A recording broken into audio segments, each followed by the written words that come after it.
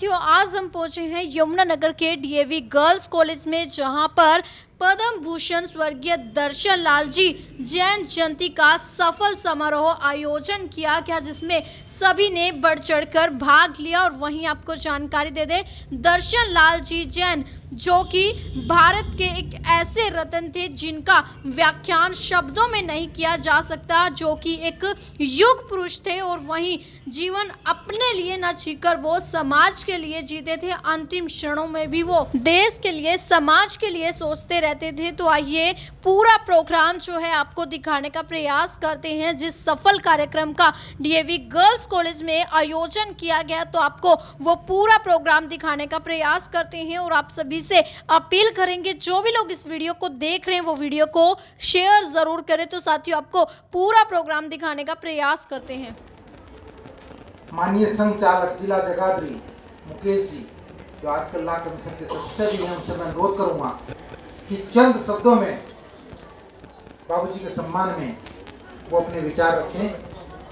माननीय जिला संचालक। धन्यवाद सुरेश जी। माननीय दर्शन लाल जी जैन के जयंती समारोह में समाज से आए हुए सम्मानित सदस्यगण एवं डीएवी कॉलेज के छात्राओं,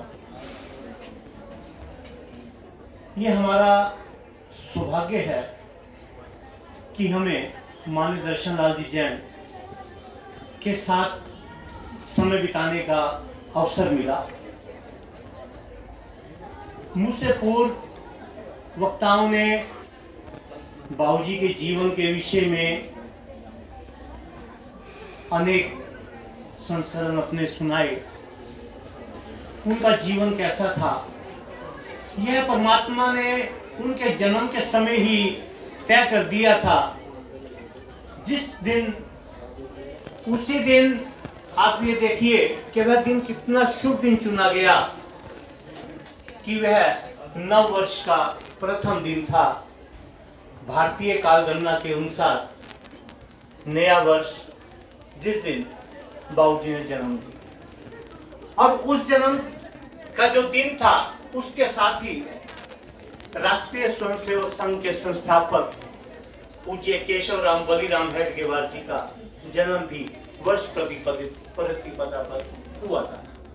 यह एक संयोग है कि ऐसी दो महान विभूतियां परमात्मा ने इस धरती पर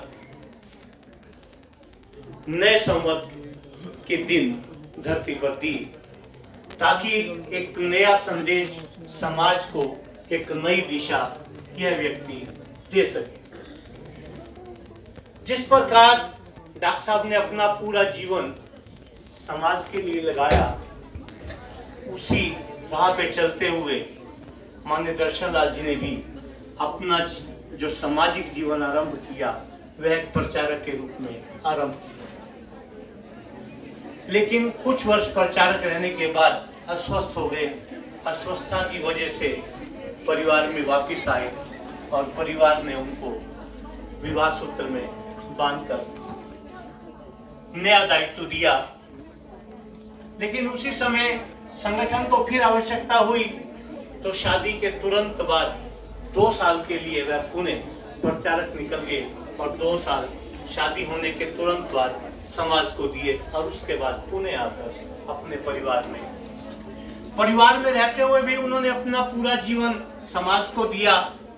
अभी मुझसे पूर्व वक्ताओं ने बताया कि कितनी संस्थाएं ऐसी हैं जिनका जन्म बाबूजी के हाथों में हुआ और आज सभी संस्थाएं वटवृक्ष बनकर हमारे सामने हैं। जिस प्रांगण में हम खड़े हैं, इस कॉलेज का भी जो संस्थापक सेक्रेटरी थे वो बाबूजी। और संस्करण हैं जो नहीं आए।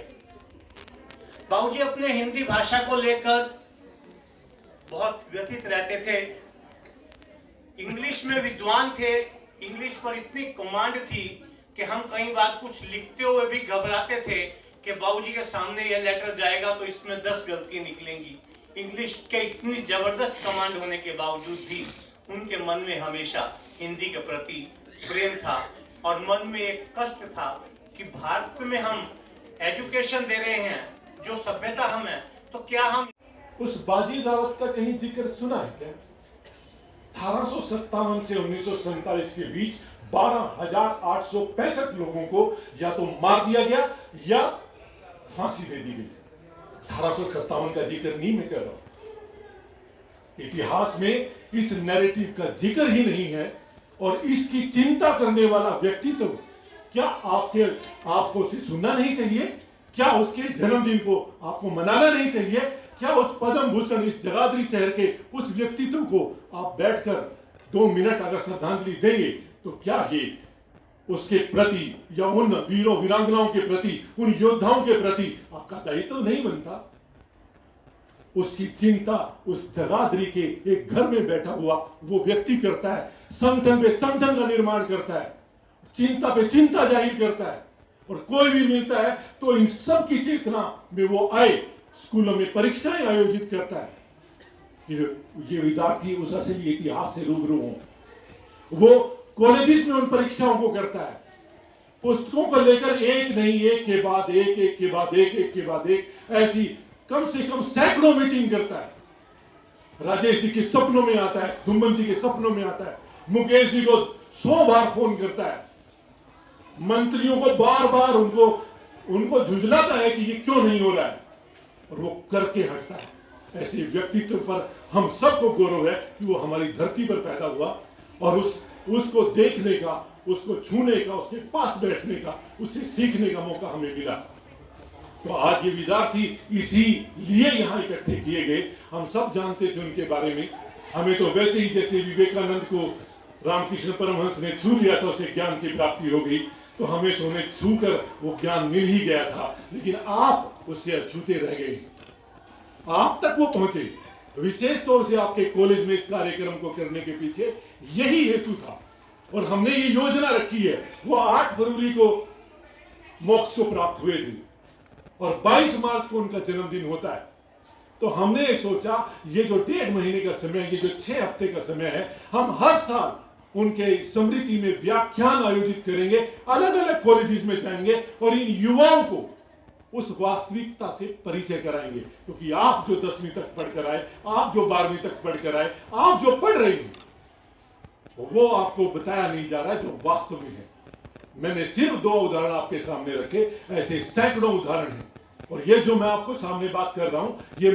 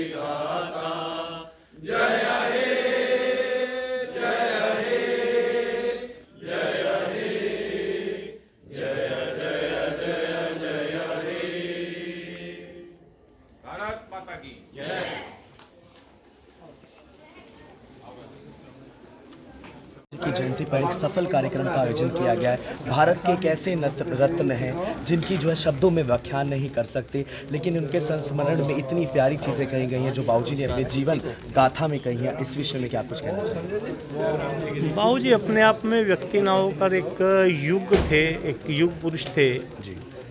बाबूजी ने अपने कभी जीवन परिवार के लिए ना जीकर हमेशा समाज के लिए जिया है, हमेशा समाज का चिंतन किया है।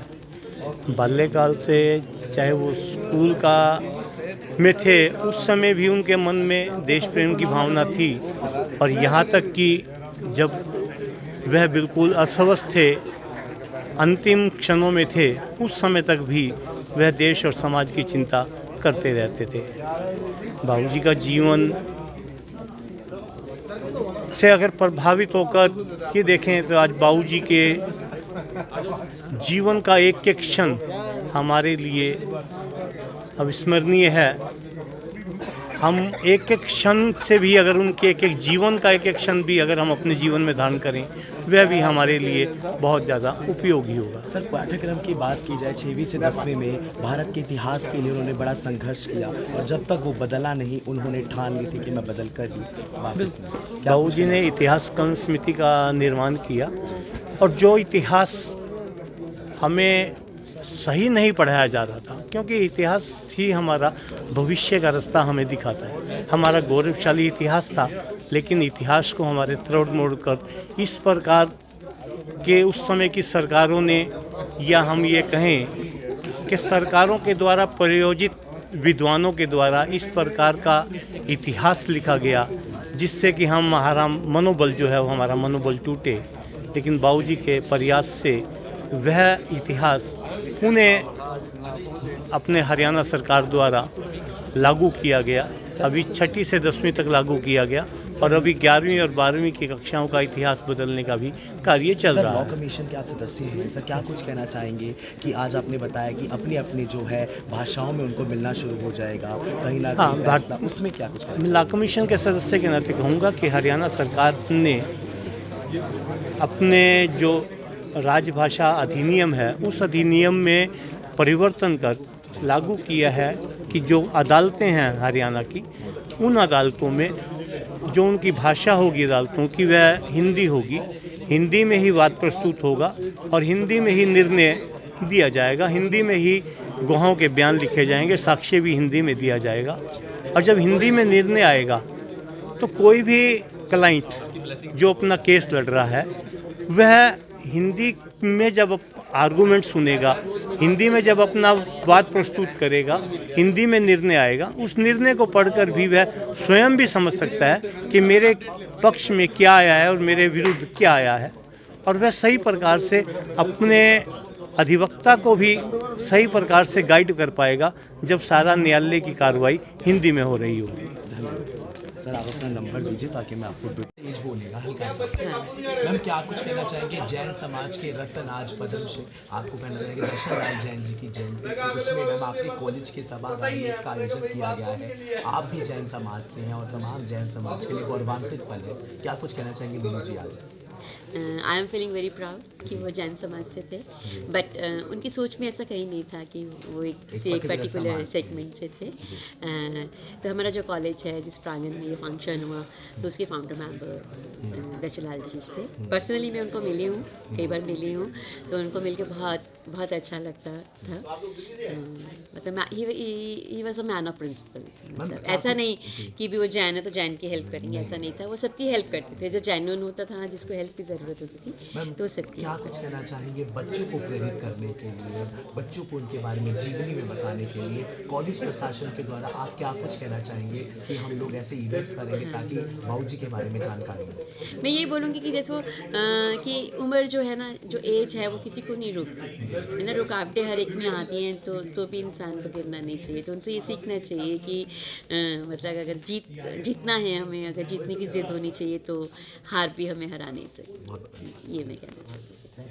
Thank you very much ma'am.